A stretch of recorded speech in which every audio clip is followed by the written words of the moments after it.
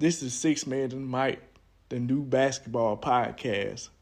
This is your host, Chris. We talking all basketball. Pros, high school, and college. So this is an episode with 2 weeks worth of basketball, really, from pros, really, NBA. And I'm going to talk about a little bit of the college ranks, too, today. So let's get right into it. Well, I got my 2 weeks takeaway. And for this pro NBA season, shall I say, we going to get right into it. Let me see. Let me find my notes here. So I got like a 10-week takeaway for the 2 weeks in the NBA. So this one I'm taking away from it. Well, to start off, I'll give you a rundown. And I'm going to tell you my little insights and my takeaways from it. So we're going to get right into it. So my mic check for takeaways this week for the 2 weeks rundown is Tyrese Maxey, the Sixers, and Tyrese Maxey and VJ Edgecombe. Pretty much what I got to say about them for the past 2 weeks is basically how they look. They probably is the most electrifying. I'm gonna say the most electric backcourt. They but they coming together. Especially VJ Edgecombe. I think he's a third overall, fourth overall, somewhere around there for the Sixers. He turned out to be a real good prospect for him. I think the Sixers hit it out the ballpark for them pretty much. It's pretty simple to me. You got a downhill guard like Tyrese Maxey and another electrifying guard like VJ Edgecombe. Has potential to be a two-way guy in the league. So being maybe 6'4", 6'5", VJ Edgecombe will go hard on defense and he will block shots or getting the steal. I'm gonna say he getting the stealing lanes and making impact on the defense end much as he can. But my notes taken away from it for them, for the number one takeaway for that is Maxey's averaged 25. They averaged 25. Yeah, plus 25 this season. VJ Edgecombe is showing promise and flashes of being a two-way player. And it's a very, very loud future for the Sixers fans out there.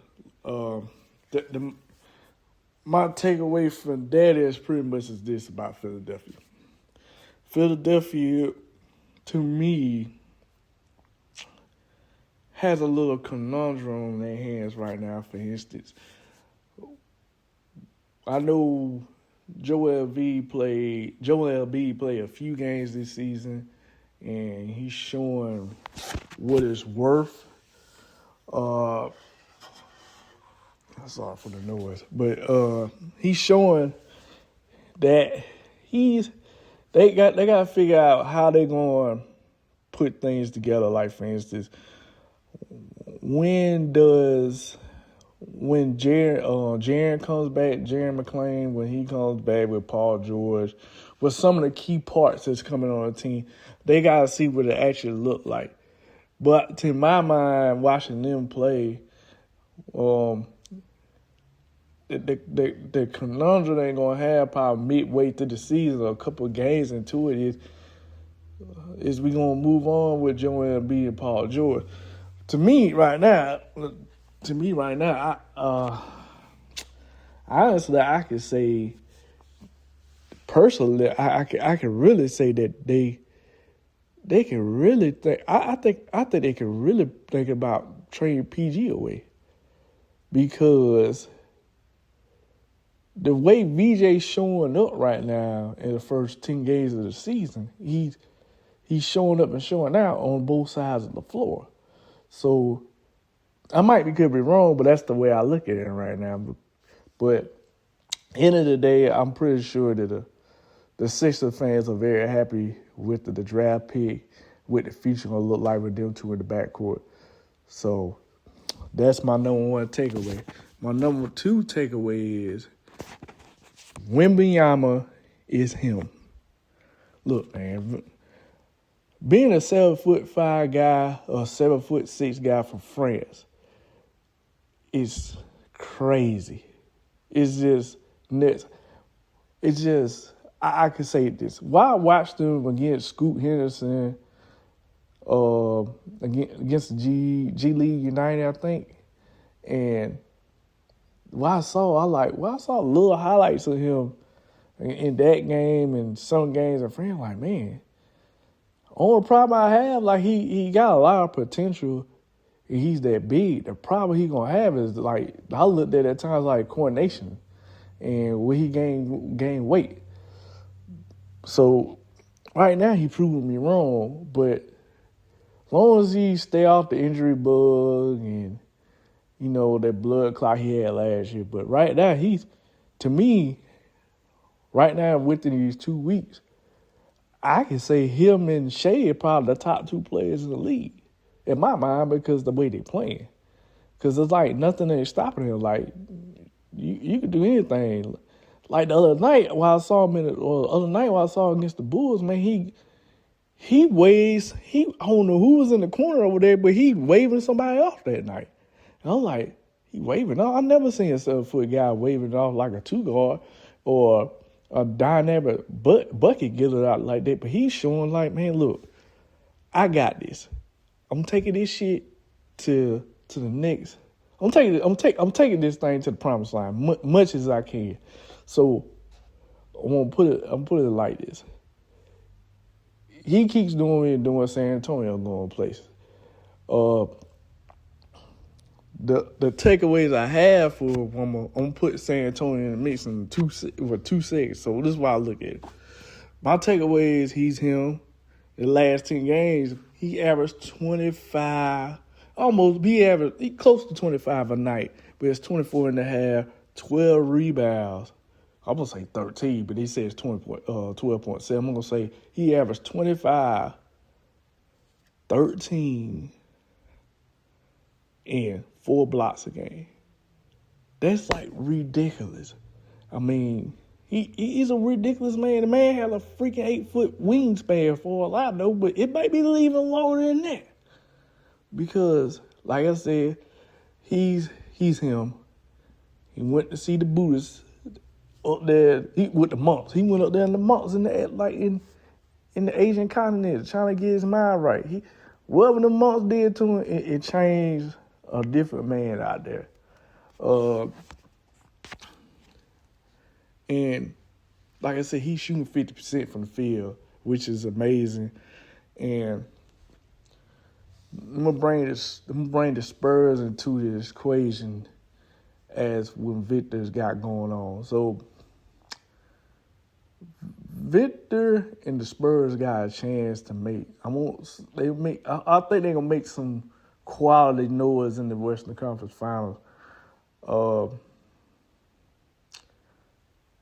I like Castle. Now they got Fox folding back in the fold now, running the point.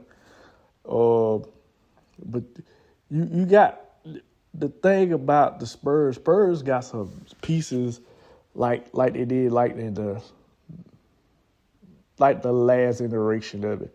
Like, you got guys they can score the basketball. They got real good bench players. They got guys that play both sides. They kind of like, believe it or not, I think they got the team I have in mind. I don't think they ready yet for it, but they got the same semblance to me. But they just they are way far ahead right now. To me, I would like to see OKC and San Antonio going at it, because you got the matchup with Chet and Wemby going in the post area, and they kind of like they played against each other during the 18. I think it was the 18U when they playing in FIBA League. So I see that rivalry about to start bubbling up a little bit. You got Shea and Castle. I like that matchup a lot too.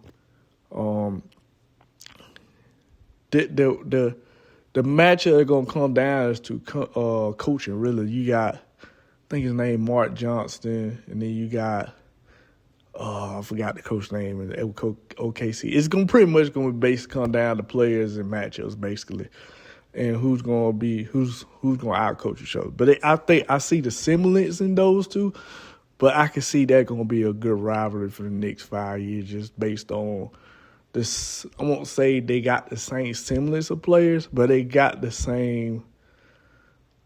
Like I said, you got Wemby and Chet. They play each other already in the FIBA, in like FIBA games and stuff like that when they was younger, and now they in the pros. I can see that they got the same semblance, which in the styles and length, and I think Shake's about like 6'1", 245. You got Wemby by at least 7'6", 7'5", weigh about 230, 240 at least. Now he gained a little muscle. I might be a little wrong on that weight side.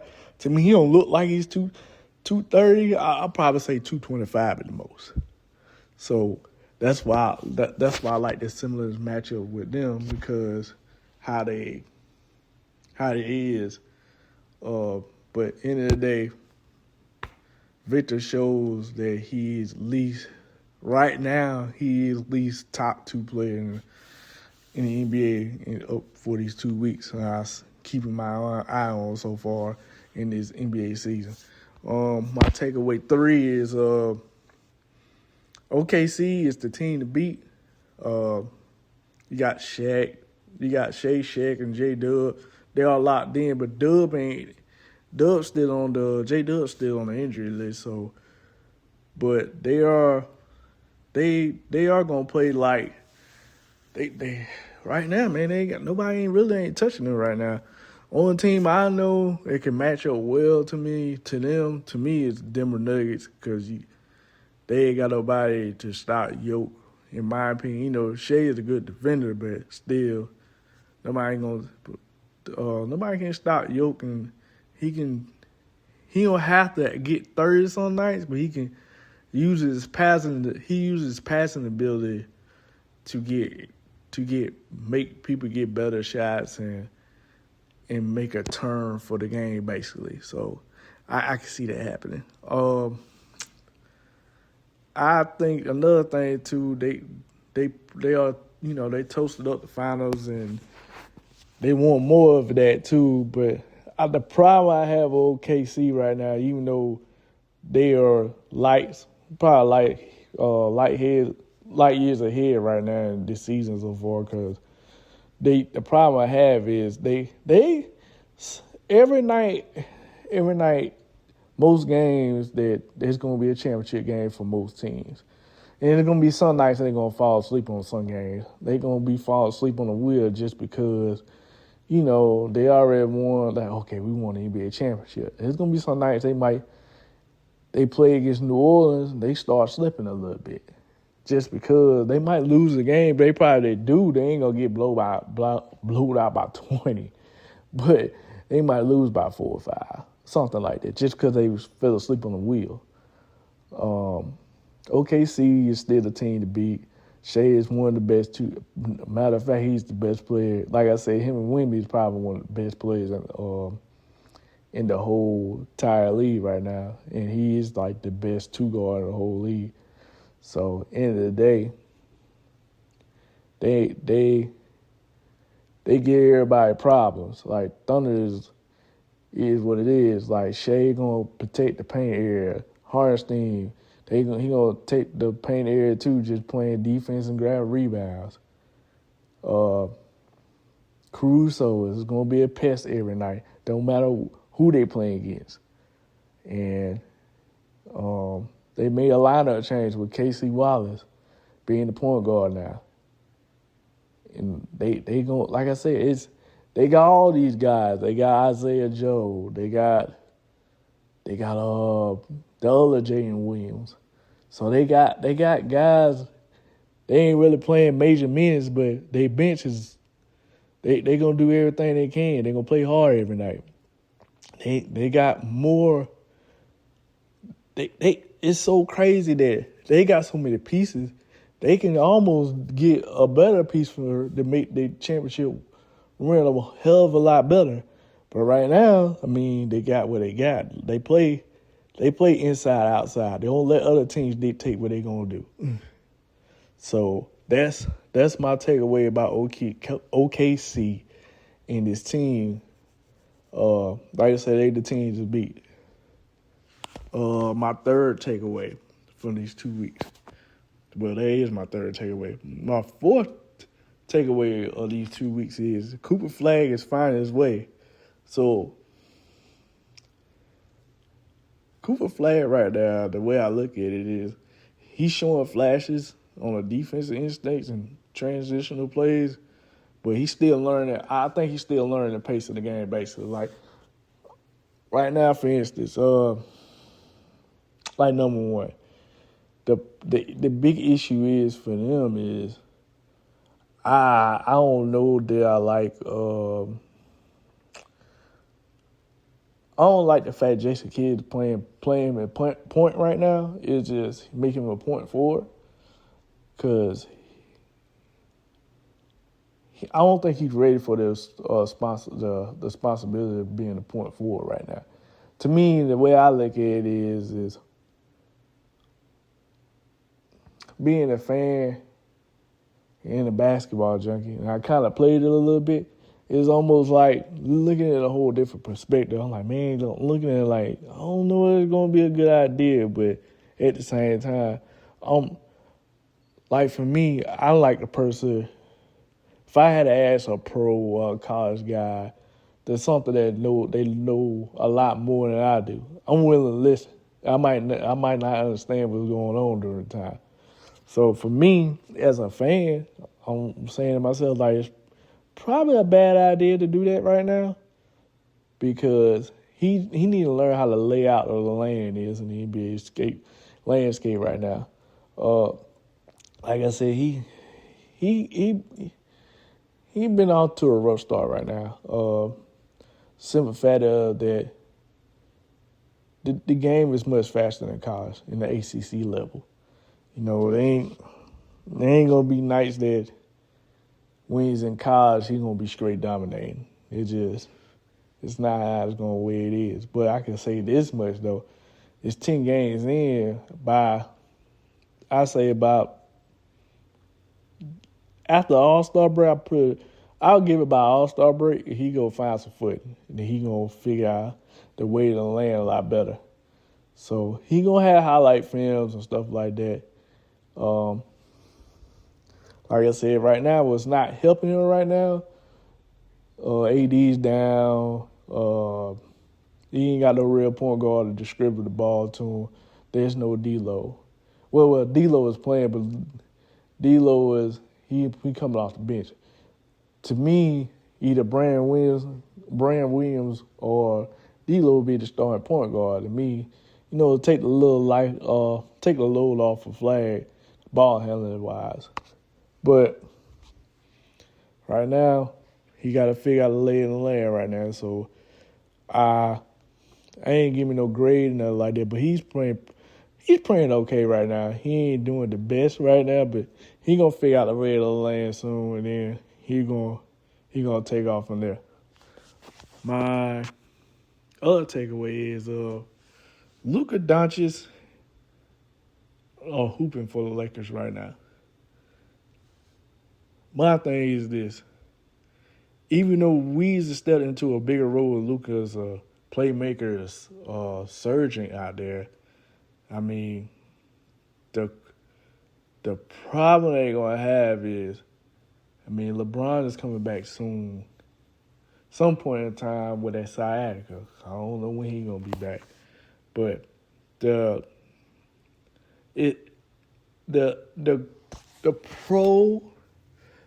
I look at the pros and cons of it. The way I look at it is this. Since LeBron is out it's going to take more. He can sit out now that he playing. He can really. LeBron's sitting out like, okay, now we're like 6-2 during the time. I'm going to be like, yeah, it's 10 games in or 11 games in. I'm like, well, they doing pretty good without me. But it's a good time. And he was like, well, they take the ball handling skills away take my ball handler away from me, so I don't have to worry about doing that. Plus, on that side, I don't have to do much on the deep. Well, I won't say he had to do much on the defense end. He still had to guard because him and Luka's going to be a turnstile on defense either way. But he got a lot. I'm gonna say he got a lot of pros out of it. But it helps to say, okay, we finally got some help. He finally got some help. And he can sit on the bench a little bit longer than usual during games. He could take a 6, 7, 8 minute stint on the bench instead of having a 3-4 minute stint or a 2 minute stint. And JJ Redick be snapping his finger like, "Hey, come on, I need you back out there." So that's another thing about it. Austin Reaves helped his. I won't say it. They decided to trade him whatever he wanted to do. It helped his contract. Well, it helped his contract and it helps his. I can't remember he got paid yet or not, but it helped his contract. And plus, on top of that, it does help his trade value because he's playing good without Luka. Luka missed a few games afterwards in the 2 weeks. But like I said, he plays a lot better because essentially, like I said, it helps his draft. It helps his draft start much as it can. Excuse me. It helps his draft, not draft start. It helps his trade value a lot better because he's showing up. He got a game. He scored 40 and he got hit a game-winning shot. So it's like I said, it helps his value as a teammate in LeBron or other teams are looking around like, okay, check this out. If I'm team like I'm throwing a name out, Washington or Milwaukee, something like that, or I'm trying to throw out another name, or just like I want to say that just throwing no names, just like New Orleans, for instance, or Chicago. Like Chicago will be like, hey, we'll give you Austin, Kobe White. You give me Austin. In our other hand, we probably give you Kobe White and somebody else and maybe a draft pick back. Whatever it is they can get back from Chicago. The end of the day is, like I said, Luka is Luka. Luka with a new body showing up, dropping 40 every other night. Plus 30, not 40, but I would say plus 30 every night. He's showing his playmaking ability. He going out to get triple doubles. But the con is when LeBron come back, everybody's numbers gonna go down. Not minutes wise, but I say like the ball. I want to say the ball usage. You know, Austin's ball usage is gonna come down. Usage rate is gonna come down. Not so much for Luka. Luka's still gonna have the usage rate is gonna be high for him. But at the end of the day, both of their numbers gonna come down when LeBron comes back. Because Austin averaged mid-20s or above 25 some nights. And Luka averaged a triple-double, averaging 30, 12, or 14 during the time. All that number going to come back at least down single digits. The nights that Austin was averaging, or nights that he get 30, he might have 17 or 20 some nights. Now, LeBron back in the fold, like I said, the con is when LeBron come back, it's simply the numbers just going to go down. So that's my other takeaway from this. But at the end of the day, I think for me as a Laker fan, I'm not a Laker fan, but like if I look in hindsight as a Laker fan, they're going to be I'm going to say they're going to be like I said, their ceiling is going to be more of a top 4, top 5 seed. They can't go lower than the 6 because the Western Conference is tough. Some teams are out of there. Just like that right now, I can't say it so early this season. I can't say Dallas out. Dallas going to find their way eventually with AD and Kyrie come back somewhere at the point in time near the All-Star break or after the All-Star break. They're going to play a lot better. But other than that, like I said, as a Laker fan, I'll be happy about it. So, especially without LeBron's out. So, like I said, LeBron might be out for another month. So, it might be a good thing for him. That's my another takeaway from that's my other takeaway from for the past 2 weeks in the NBA season. My next thing is the other takeaway is the Detroit Pistons are for real. At this point in 2 weeks, we're close to 10 games.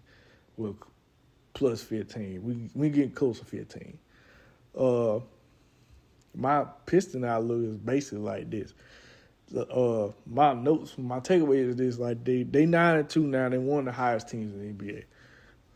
Cade Cunningham is averaging 26, 9 and 5 right now. So that's just with Cade is like one of the best right now. Let me see. Early in this season, Cade Cunningham is probably like a top 10 NBA player at least. He probably one of the top guards right now in the NBA, based on the numbers and stuff. Because he'll give you 25 and 10 and 5 a night, just based on what he do. But he turning things around, the coaching and him. And another thing, the thing I love is Jalen Duren. He averaging 20, 11, and he's shooting nearly 65% plus 60%. During this time right now, I'm really high on Jane. Well, I'm really high on Jane Duren right now. It's just the simple fact that I think the Pistons are for real, but I don't think they're gonna be top. I think they're top 3, top 4 in the Eastern Conference right now. Maybe top. They probably the top one in the conference right now. Where they're going to last, we'll see. But they got, like, different type of players right now, like Duncan Robinson. He's shooting the ball lights out right now. I don't know he was sitting in the doghouse in Miami or what, but he wasn't getting no playing time right now. He back on his shit now, so it is what it is. Like I said, Cade Cunningham and Jalen Duren is turning things around right now in Detroit right now. So they gotta keep it up and they gotta keep it up. Especially, like I said, I'm high on Jalen Duren because he gotta be one of the best big men in the league. He gotta keep that being 6'10", 6'11", weigh about 250, 270, so right around that ballpark. You know, he grab rebounds and things like that. I think it's year 2, year 3 for him. Like I said, I would like to see him, you know, add some more things to his offensive repertoire right now. But other than that, like I said, that Cade Cunningham and Detroit playing real good ball right now. The next takeaway I have for these last 2 weeks are the New York Knicks look sharp. My thing about them is they got Mike Brown as their head coach, and things look kind of different now on the offensive end. They look more offensive. They look like more of an offensive team than a defensive team from last year. Jordan Clarkson and Miles Bridges. Well, not Miles Bridges. Deuce McBride. So them two off the bench gonna add some firepower. OG looks good. Bridges look good. Mikal Bridges look good. Eventually, the Mitchell Robinson. I don't think they're gonna get him on the fold in the starting lineup, but he's in the second unit, so it makes them a lot tougher on defense. He's gonna change shots and things like that. But like I said, they look pretty sharp right now from a standpoint for me watching the games. The thing about it is the numbers I have on them is like they ninth in scoring team-wise, team stats. They got 120. They scored 120 tonight. Their offensive rate is second in the league at 122.8 and plus 8.8 in net rating. That's fourth in the league, which is good. But like I said, they look like, Jaylen Brown and KAT look like they're in charge offensively, taking charge offensively and defensively. Defensively, it look like they still holding strong the things that Thibodeau taught. And Mike Brown adds some of that defense too, because he's a defensive coach too. So they look like they're holding strong. My 8 takeaway is the Boston Celtics are hovering around 500, which is expected of me, because I was wondering how Jaylen Brown's going to be, being the number one guy, the ace boom coon of the Boston Celtics. He's the number one ace of the team right now. So I want to know how Peyton Pritchard and Anthony Simons going to be like with them, without Jason Tatum right now. But like I said, with them, especially with Anthony Simons and Peyton Pritchard, they look good. For the most part, they look pretty good, because I was very interested how Peyton Pritchard being the star. Because I was kind of figuring out how they going to work it. Because I was like, they going to start Peyton Pritchard and Anthony Simons at the same time? One of them going to be the sixth man. One's going to be the de facto sixth man. I don't know who it is, but one is going to be the de facto sixth man. But it seemed like to me that Anthony Simons is the de facto sixth man on the team. Like I said, they still shoot the ball. They shoot the 3-ball like it's life or death. So it's going to be nights. They're going to be on. They're going to hit, let's say they hit 30, they took about 60. And it's on for them that night. They're going to blow most teams out the water. They hit 33s in one night. They're going to blow out the water. And it's going to be night. They be like 10 for 30, because they're gonna live by the 3, die by the 3. They're just the type of team they is.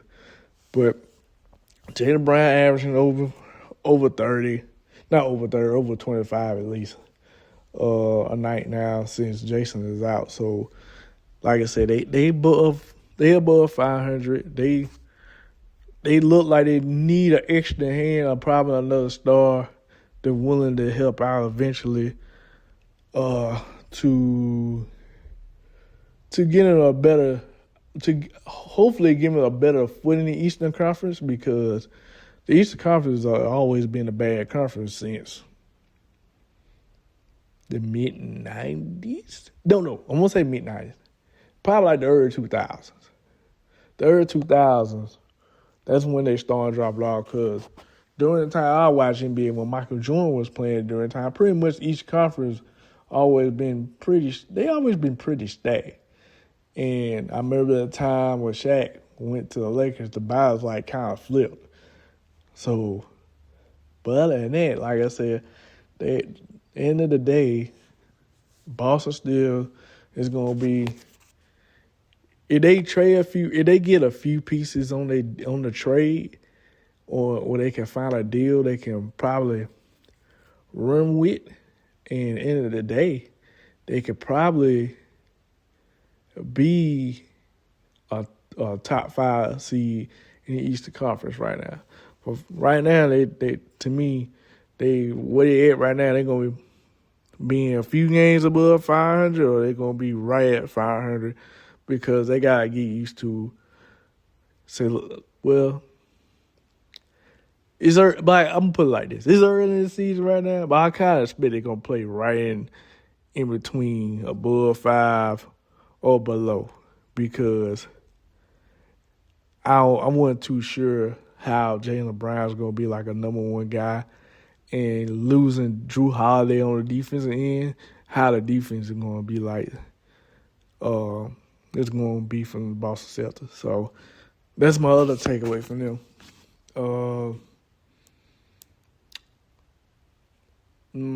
The Rockets are still, the Rockets, they pretty good, but to me, their main issue is, another takeaway is, for me, about Houston Rockets. That's my other takeaway about, since we're going to Houston, we do have a problem a little bit, but my takeaway from them is like they 6-3. Probably when you record this podcast, they might be 7-3, 9-3, 8-4, something like that.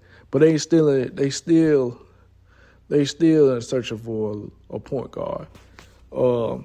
Like, for instance, watching the very first game of the season, where they started, I want to say that the average height got to be at least 6'7", 6'8", maybe 6. I'm gonna say 6'9". I'm gonna say 16. Their average height probably like 16. When they started, Steven Adams,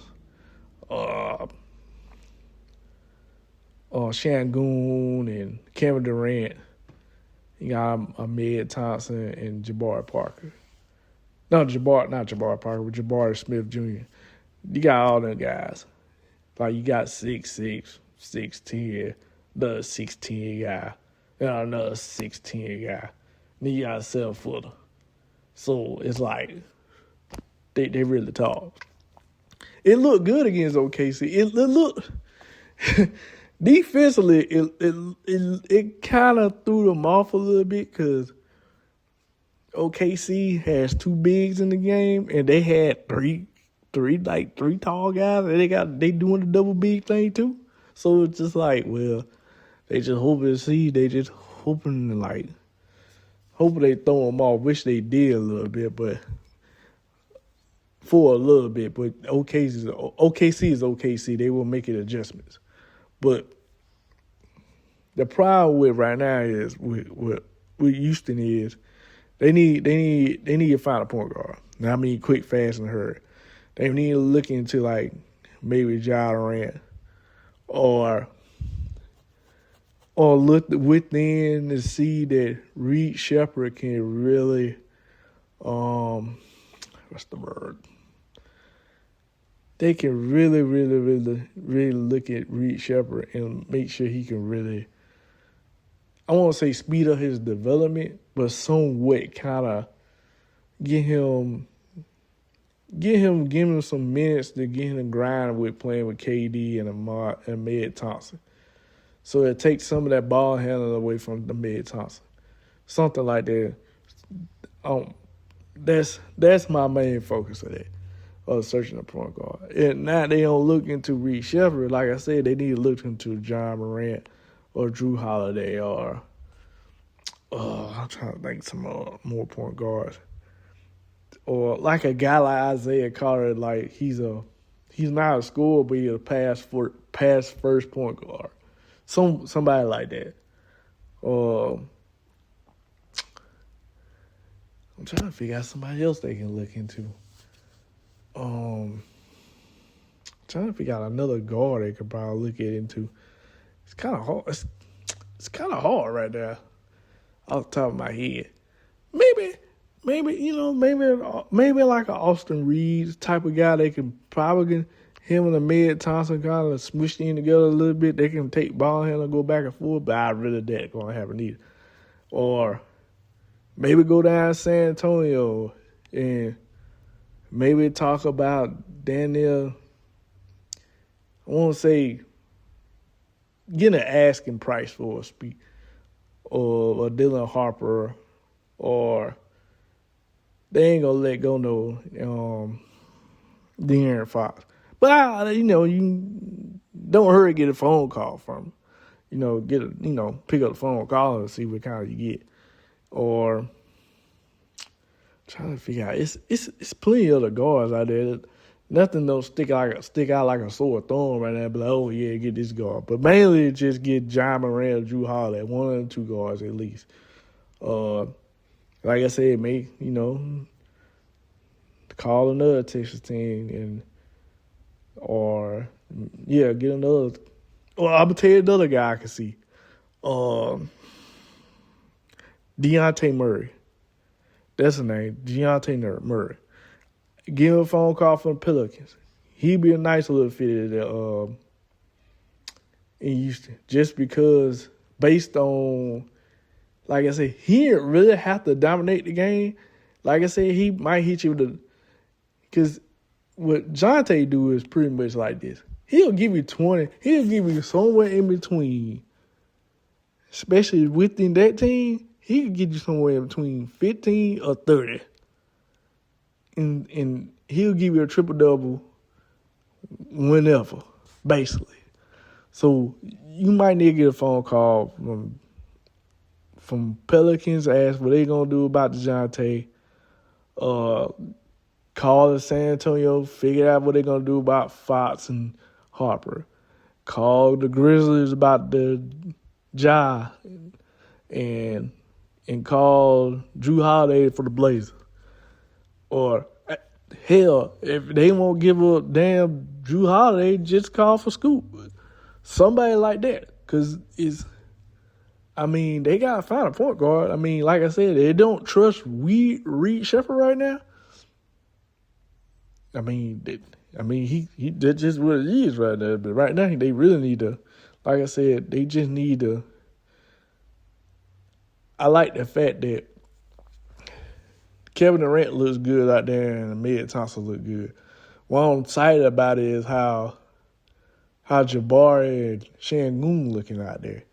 They look pretty decent for the few games I seen, man. Watching lead pass and stuff like that. They showing up, especially Şengün. Şengün, especially that first game, he pulled up about close to 40. He like a new guy. I never seen Şengün looking like that before. He was like one of the, how Şengün was playing, he was like one of the best big guys in the league. Next to York. But at the end of the day is how, like I said, right now you got Udoka just being a good coach, and KD is an excellent fit for them.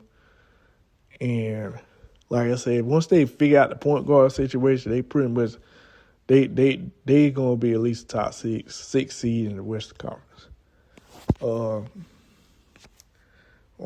The next and my final takeaway is the Denver Nuggets is coming for OKC. The Michael Porter Jr. Trade, I think it's gonna age well eventually. And Yoke is always been at MVP form all the time, no matter what.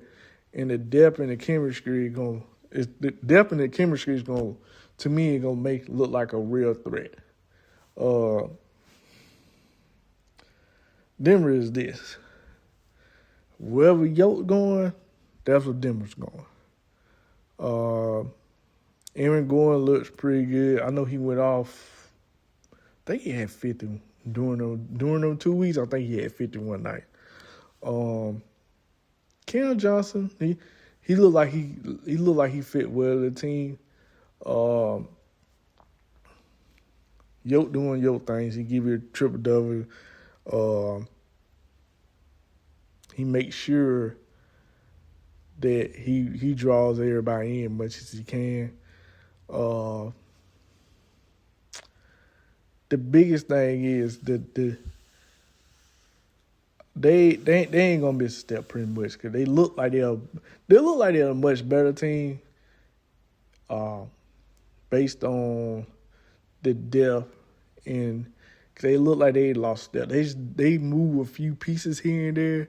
like the Cam Johnson, letting go Russell Westbrook, Christian Browner, he still look good. He like one of the X factors out there. Payne Watts. Watts. He looks pretty good out there off the bench like he usually do. That center from New Orleans, I forgot his name. He played for the Kings last year. I think that backup center for Yoke, that's gonna work wonderfully too. But like I said, it's the reason why they gonna be a matchup for KC. Like I said earlier, is I don't think nobody really ain't got no. They ain't got no guy, cause it's kind of like for instance, both teams got guys that can offset things. Like for instance, the Thunder ain't got nobody that offsets Jokic. In Denver got nobody that offsets Shea. Just because nobody can't really defend Shea. You just hoping that it's gonna be a cold night for him. That's the only thing they're hoping and praying is gonna be a cold night. That's how I look at it. Same thing for Yoke. Yoke don't have to have a 30 or 40 plus game. It could be one night he dropped 10, 15, and 15 just based on he like, well, I don't have to worry about doing the scoring, but I could draw everybody in and make everybody else come in. Like the main issue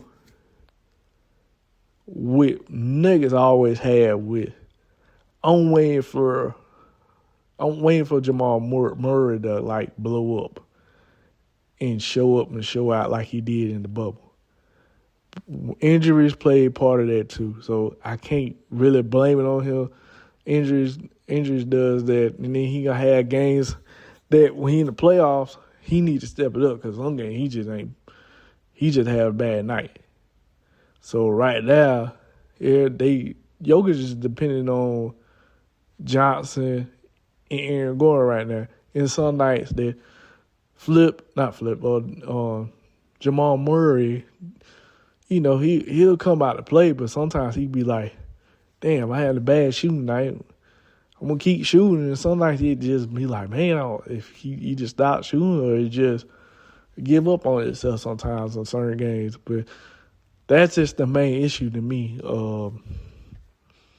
that if Jamal Murray shows up for those big games against OKC, that's all that the Knicks need to do to beat OKC. That Jamal needs to be more consistent. If Jamal can be consistent like J-Dub, it's going to be a good series. But J-Dub had games that he won't show up neither last season, last playoffs. But he surely fired up. J-Dub, he surely fired up. What's the word for it? He shows up in the finals against the Pacers. I can't even talk right now, but I'm just saying he showed up against the finals. So it is what it is. But at the end of the day, Jamal Murray has to show up. That's the only way that OKC is going to be. That's the only way Denver Nuggets is going to be OKC. So that's my 10 takeaways of this early NBA season, in this 2 weeks edition I have. We're going to move around, and we're going to talk about NBA prospects right quick. My 4 prospects, I'll keep my eye on. I'm going to have more as the show keeps building. I'm going to add more prospects, even the same prospects. But AJ Dybantsa out of BYU. What I saw for him is, the notes I took down for him is he's a explosive downhill scorer that scores in all 3 levels. And AJ got tools to be a two-way player. The swagger of a generational talent. But he's already a conventional number 1 pick of next year's draft. But right now, I saw against North Carolina, he looks legit. He looks really legit. I think this year's class, should be very, very good. But last year's class showing up. Last year's the class they playing right now, they showing up to being like, oh, y'all ain't talk about this draft as much, but only person y'all talk about is Cooper. So this year's draft class looks like it's trying to make noise and making a statement now, like, hey man, y'all need to talk about this class than any other class. Well, they making sure like, hey man, the class is good too. It might not be as good as the class now. The class is coming out next year, but AJ has a chance to be a generational prospect. It's like three of them. To me, based on what I watched on highlights or what I watched on TV, I like live games right now, to me, it's only three guys. Well, I'm going to put it like this. It's only three. I'm going to talk about Darryn Peterson and Karen, Carlos Boozer's son, Karen. So that's the three prospects right now. That's the three generational ones. Well, it might be two. Right now, Cameron got a chance to be. He's showing glimpses he can be a generational prospect. But the two is pretty much Darryn Peterson and AJ Dybantsa.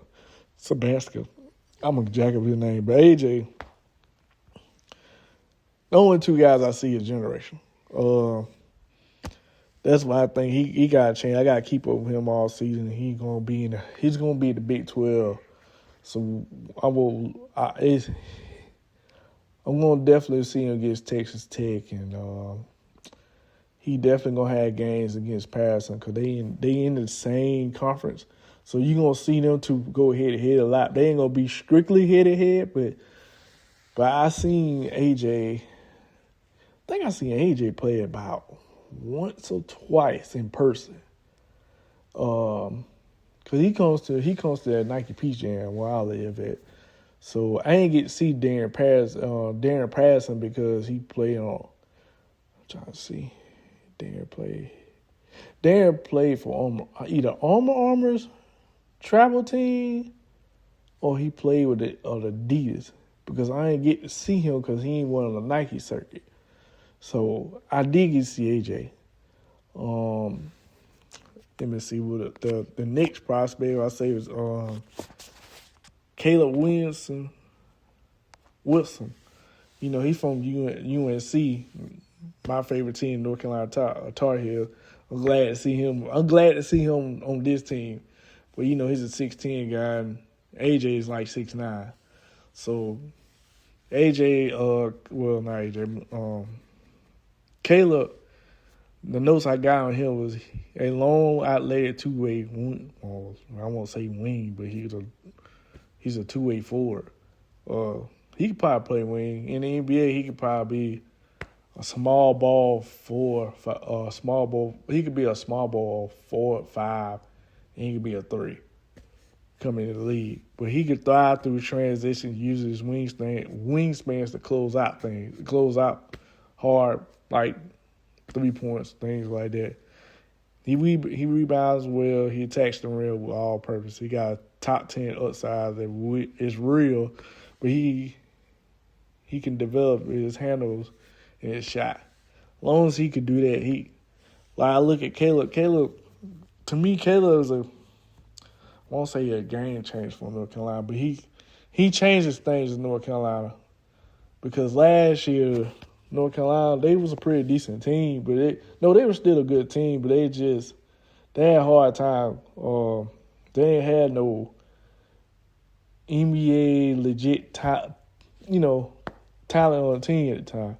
Usually, been watching North Carolina for the past 38 years.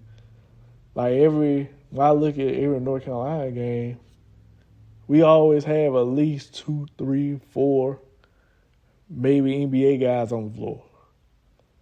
Most guys, they're either off the bench, either they come in the NBA to play in the NBA. You might have, like I said, on a team, you might have about most of the team might be NBA guys. They might not stay in the league as long, but they might be overseas and stuff like that. Right now, you got R.J. Davis. They played on last year's team. You know what? I think he playing on the G League team with the Lakers right now. He playing with Bryant in the G League. But right now, Bryant's still with the upper roster right now. But R.J. Davis, guess what? He in the NBA league. He the NBA prospect guy. So, like I said, like I always say, North Carolina always had NBA prospects. Same thing as Duke. So, I'm looking forward to Caleb. Caleb got, to me, watching against AJ that night, he got like top 5 potential. He can be. He one of those guys. He just, everything go right for him, he might play himself. He definitely a lottery pick, but he definitely gonna probably play his way into top 5, top 6 type teams. So I like him. Cameron Boozer. Call us his son. Call up, man. Oh boy, Duke got another one. I can say that much. Duke got another one. My notes I took from them is a versatile big man who can play the 4 and the 5. Boozer's inside outside game, rebounding, court vision, making matchups a nightmare against certain teams and certain style make fights for him. So basically that's what I'm saying. He's showing flashes of a generational talent. Looks like a top 3 lock pick of this year's draft. So that's another generational guy that he got a chance to be the it guy too. It's gonna come down between Patterson, him, and AJ, pretty much. Based on, like I said, that's another guy I seen. I saw play in person. I seen Karen. Seen Karen come to Peach Jam. I seen what he looked like. I mean, when I saw him play, I seen it. I seen little glimpses of it. But right now, playing at Duke right there, he sure is he's taking advantage of it. Because I think he played Tennessee. He had a crazy stat line. But like I said, when it comes this season, he definitely gonna make some noise. He gonna make some noise to the point that he could be like, look, I'm here. I'm one of the next Duke's great one of the next Duke great prospects that come out of Duke.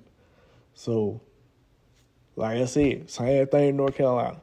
Duke always at least had about 6 to 8 guys, and one team they're gonna play in the NBA, and not they're gonna play overseas somewhere. So, like I said, Duke and North Carolina always have at least a top. They gonna win a national championship. They always have at least a top 5 guy that's gonna be lottery pick. During my lifetime, they're actually gonna win championships. Duke gonna have another one come up. Duke at least got right now. You got Karen and Cade and his little brother. That's gonna be another pick. I think Isaiah Evans, he's gonna be another pick for him. North Carolina got a guy, I think he's a 7-footer. I don't know where he came from, but he's an overseas guy, but he got overseas now. He can't remember what it is, but I know he's from overseas. And I might be wrong about that. I might be stereotyping. But at the end of the day, the way I look at it is this. They always going to be guys. They're going to have NBA prospects at the end of the day. So I wasn't surprised. Like I said, Karen Booth is going to be another guy. It's going to be worth seeing. Darryn Peterson, that's my next one. I'm going to tell you what my notes about him is. my notes on him is he's a dynamic scorer that got 3-level ability and a defensive upside. Patterson got takeover potential and a smooth outside shot. He's trending towards the top 3 status. It could be Knicks. A Knicks elite two-way player that hit the league. So the thing about Darryn Peterson, well, I saw him, like I said before, I think I see I did see Caleb Williams too in person. I seen Caleb Williams on the way in your team. I think he played with the Georgia Stars because he's from Atlanta. I seen like three out the 4 prospects. Like I said, Peach Jam come every year. So, at the end of the day, I didn't get to see Darryn Peterson. Darryn Peterson played a non-affiliate Nike team, so I ain't never get a chance to see him. But watching all 3 out the 4 prospects, Darryn Peterson probably the number 1 guy. Yeah, Darryn Peterson might be the number 1 guy. In my opinion, I think Darryn's so good to the point that when he come in the league, I won't be surprised with his potential. I won't be surprised he will be in his position. He probably like maybe 2-3 years. If he pops right away, it might be his ascending. He gonna ascend fast. But to me, I think if he is what he is, I think he gonna be to me he gonna be. I think he's a guard. I won't say he's a 2 guard, but I'm gonna say he's a 2 guard. He might be one of the, if he pops off based on potential, I definitely would say he probably be a top 15 guard by time. Maybe top 10. I'm going to say 15. Depends what team he goes to and where he's. Like, for instance, he can't go to Sacramento Kings. He's going to be like De'Aaron Fox. We know he's good, but he in Siberia right now because we don't know he playing out there. We ain't get to see De'Aaron Fox until playoff time until we realize, hey, man, De'Aaron Fox got to be at least a top 5 point guard in the league. But he plays such a bad team, we didn't know he's out there. He got to be somewhere there to the point that the team got to be somewhat decent or somewhat playoff play-in team, or they have like a decent organization. And that, he ain't going to get noticed out there until like maybe 6-7 years in the league. And you'll be like, oh, Darryn Peterson got to be a top 5 shooting guard in the league. And guess what? He in damn Sacramento somewhere just because nobody ain't get to see him as much. But to me, I think he's going to be at least to me, he's a top prospect in my eyes. That's what I think. So, thank you for listening to the show. Leave a comment. Hopefully you enjoy the show. Thank you. This is 6 Men in the Mic. Peace.